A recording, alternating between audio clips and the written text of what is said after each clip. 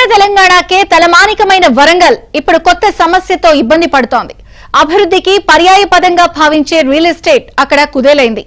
క్రయ విక్రయాలు లేక వ్యాపారాలు గగ్గోలు పెడుతూ ఉంటే రిజిస్ట్రేషన్ ఆదాయం తగ్గిపోయి ప్రభుత్వం టెన్షన్ పడుతోంది.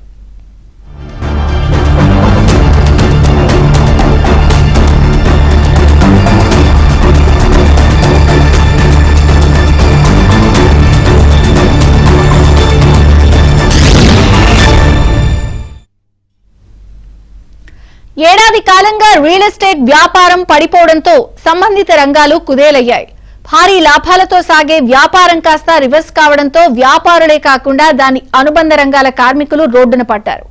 ఉమ్మడి వరంగల్ జిల్లాలో రియల్ ఎస్టేట్ వ్యాపారంపై స్పాట్లైట్.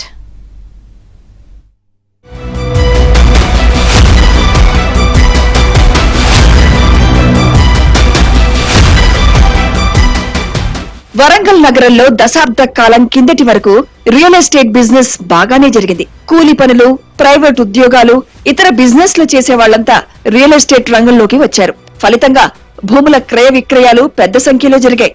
ఉమ్మడి వరంగల్ జిల్లాలో 13 రిజిస్ట్రేషన్ ఆఫీసులున్నాయి. వాటన్నిట్లో నెలకు 9,000 నుంచి 10,000 వరకు రిజిస్ట్రేషన్లు జరిగేవని అధికారులు చెబుతున్నారు. దీంతో ప్రభుత్వానికి నెలకు 32 కోట్ల నుంచి 35 కోట్ల రూపాయల వరకు ఆదాయం సమకూరేది. అయితే ఉమ్మడి వరంగల్ జిల్లాలో ఏడాది కాలంగా రియల్ ఎస్టేట్ వ్యాపారం తిరోగమనంలో వెళ్తోంది.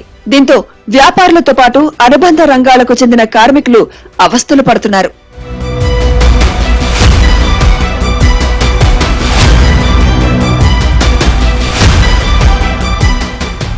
బిజినెస్ లేకపోవడంలో చాలా మంది ఇబ్బందులు పడాల్సి వస్తుంది.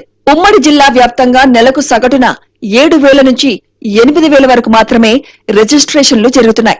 ప్రభుత్వానికి 25 కోట్ల రూపాయలకు మించి ఆదాయం రావటం లేదని చెబుతున్నారు.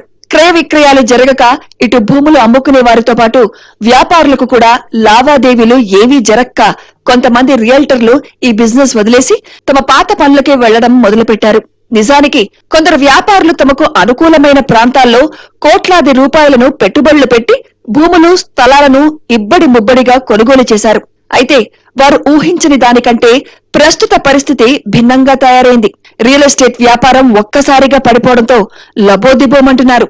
ప్రభుత్వం అమలు చేస్తున్న నిబంధనల వల్లే రియల్ ఎస్టేట్ వ్యాపారం పడిపోయిందని పలువురు ఆరోపిస్తున్నారు. ప్రభుత్వము ఆదాయం కావాలి, మార్గాలు చెప్పమని ప్రభుత్వమే సూచనలు ఇవ్వమని ప్రజలను అడుగుతుంది. కానీ ప్రభుత్వానికి మూలమైన ఆధారమే ఈ రిజిస్ట్రేషన్ శాఖ. ఇలాంటి శాఖను ఈ ప్రభుత్వము గత 10 నెలల నుండి పట్టించుకోకుండా చూసి చూడనట్లుగా ఉంటుంది. అంటే ఈ రిజిస్ట్రేషన్ ఇకనైనా కూడా చేయకుండా ఒక కొంచెం కాల పరిధి 2 నెలలు 3 నెలలు అయినా ఈ నాన్ లేఅవుట్ ప్లాట్లకి అంటే చట్టబద్ధంగా ఆ నియమ నిబంధనల పరంగా లింక్ డాక్యుమెంట్స్ ఉన్న వాటికి మాత్రమే కొంత వెసులుబాటు ఇచ్చి పర్మిషన్ ఇచ్చి ఉన్న వాళ్ళకి కూడా వ్యవసాయదారులకి భూమి అమ్ముకున్న వాళ్ళకి కొన్న వాళ్ళకి కూడా లాభం జరుగుతుంది. దానితో పాటుగా ఈ రియల్ ఎస్టేట్ రంగంతో పాటుగా అనేక అనుబంధమైన సంస్థలు తెలంగాణ రాష్ట్రంలో కుంటుపడ్డాయి.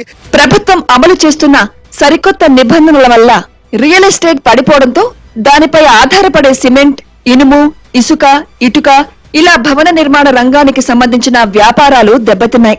నిర్మాణ రంగ కార్మికులకు పనులు లేకపోవడంతో ఇబ్బందులు పడుతున్నారు. రియల్ భూమి పడిపోవడానికి కారణం ప్రభుత్వం, దీనికి ముఖ్య కారణం. ఎందుకంటే నాన్ లేఅవుట్ వ్యవస్థ కొన్ని తరతరాల నుంచి నాన్ లేఅవుట్ వ్యవస్థ అనేది కంటిన్యూ వస్తుంది. సరే, మీరు అలా నాన్ లేఅవుట్ లో అక్రమాలు చేసే వాళ్ళందరూ రాజకీయ నాయకులే, సామాన్యులు ఎవరు చేయరు. ఒక వ్యాపారవేత్త అన్నట్టు లింక్ డాక్యుమెంట్ దానికి క్రమబద్ధీకరణ ఉన్న లేదు చూసుకున్నాకనే వ్యాపారం మొదలు పెడతారు. ఎందుకంటే అది 10 మందికి మళ్ళీ మనం పంచుతాం కాబట్టి దాని ఒక సిస్టమేటిక్ వెళ్ళిపోతాడు. కానీ అక్రమాలు చేసేది పక్కా రాజకీయ నాయకులు ఎత్తురు, మళ్ళీ వాళ్ళే ఈ జీవోలు పట్టుకొచ్చి ప్రజల నాడిని దెబ్బ చేసే ప్రయత్నం తప్ప ఇలా వేరే ఉద్దేశం ఏం లేదు. 257 జీవో సర్క్యులర్ రద్దు చేసి ఈ తెలంగాణ ప్రభుత్వం మొత్తం రాష్ట్ర వ్యాప్తంగా నాన్ లేఅవుట్ వ్యవస్థను కొంచెం ముందు పునరుద్ధరించి చేస్తే ఆటోమేటిక్గా రియల్ భూమి మళ్ళీ పుంజుకుంటుంది. ఆటోమేటిక్గా తెలంగాణ ప్రభుత్వం మీద కొంచెం మనం మంచి పాజిటివ్ ఎనర్జీ వస్తుంది.